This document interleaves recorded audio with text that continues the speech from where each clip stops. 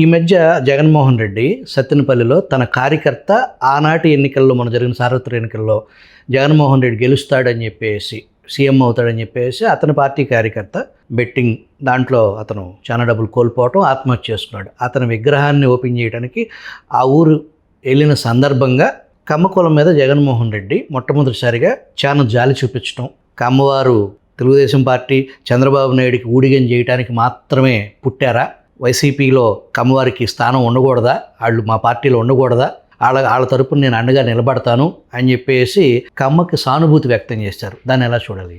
100% విశ్వవిఖ్యాత నట సార్వభౌముడు రామారావును కూతురునే నిండు అసెంబ్లీలో తిట్టించినాడు.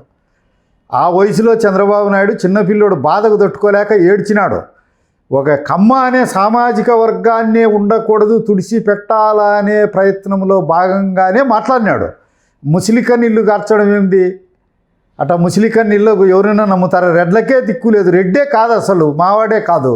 రెడ్లను నాశనం చేస్తాడు. రెడ్లు దిక్కు లేక మావాడని చెప్పుకుంటూ పోతున్నాడు, సిగ్గు శరం లేక.